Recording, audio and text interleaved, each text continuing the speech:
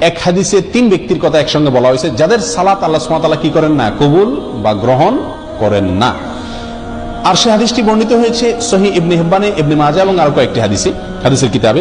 নবী আলাইহিস সালাম বলেছেন, সালাসাতুন লা তারতাফিউ সালাতুহুম ফাওকা রুউসিহিম শিবরা। 3 ব্যক্তি আছে যারা নামাজ পড়লে তাদের নামাজটা মাথার 1 বিঘত উপরে উঠে না, আল্লাহর আরশ পর্যন্ত যাওয়া তো পরের কথা, অর্থাৎ তাদের এই সালাত আল্লাহর কাছে কবুল হয় না। সেই লোক কারা? হতভাগা। রাজুলুন আম্মা কওমান ওয়া হুম লাহু কারিহুন। 1 নম্বর হলেন ওই ব্যক্তি যে ব্যক্তি কোন এলাকার মানুষের মসজিদের ইমাম, তিনি ইমামতি করেন অথচ মুসল্লিরা তার উপরে অসন্তুষ্ট বলতে ন্যায়সঙ্গত কারণে অসন্তুষ্ট। আজকাল তো হুজুররা চলা একটু বাঁকা হইলেও পাবলিক বলে না হুজুর পছন্দ না। তো হুজুরের ব্যক্তিগত কারণে যদি আপনি অপছন্দ করেন সেটাতেই হুজুরের কোনো কিছু আসবে যাবে না, ওটাতে আপনার কপাল আপনি পড়বেন।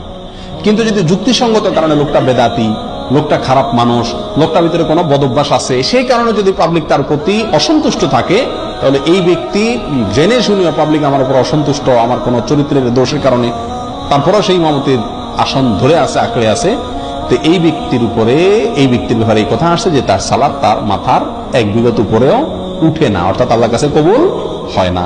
নাম্বার 2, ওয়ামরাআতুন বাতাত ওয়া যাওজুহা আলাইহা সাখিত। ওই মহিলা যিনি সারাটি রাত কাটিয়ে দিলেন অথচ সারা রাত তার স্বামী তার উপর অসন্তুষ্ট। আমাদের মা বোনদের মধ্যে এই সমস্যাটা ঘরে ঘরে কম বেশ আছে।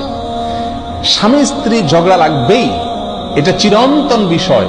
নবী আলাইহিস সালামের মতো মানুষ, তার সঙ্গে উম্মাহাতুল মুমিনিন রাদিয়াল্লাহু তাআলা আনহাদের সাথেও মনোমালিন্য তৈরি হয়েছে।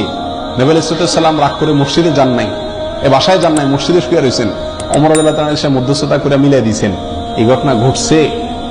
উম্মাহাতুল মুমিনিন একদিকে, নবী আলাইহিস সালাম একদিকে, তাদের জীবনে যদি এটা হয় তাহলে বোঝা গেল স্বামী স্ত্রীর জীবনে ঝগড়া, কথা কাটাকাটি, ভুল বুঝাবুঝি এগুলো হবেই হবে, এর কোনো চারা নাই। পাতিল দুটো একসাথে থাকলে বাড়ি খাবে। কিন্তু আমাদের বোনদেরকে খেয়াল করতে হবে, যেহেতু আমাকে আল্লাহর সন্তুষ্টি অর্জন করতে হবে, আমার ইবাদত আল্লাহর কাছে কবুল করাইতে হবে, অতএব রাগ করে আপনি থাকেন, কিছু সময় থাকেন, সমস্যা নাই। সারাটা রাত স্বামীর উপরে রাগ করে আপনি থাকিয়েন না, অন্তত রাতের কিছু অংশ গেলে রাগটা মিটানোর চেষ্টা করেন। যদি স্বামী অন্যায়ভাবে রাগ করে থাকে, গায়ের জোর রাগ করে, সেটা ভিন্ন কথা। যাই হোক, তাহলে দ্বিতীয় হলেন ওই স্ত্রী যিনি সারাটি রাত কাটিয়ে দিলেন অথচ তার স্বামী তার কারণে তার উপরে কি অসন্তুষ্ট। যদি স্বামী অন্যায়ভাবে অসন্তুষ্ট হয় এবং তাকে সন্তুষ্ট করার কোনো জায়গা না থাকে, গোয়ার টাইপের হয়, তাহলে ভিন্ন কথা। 3 নম্বর,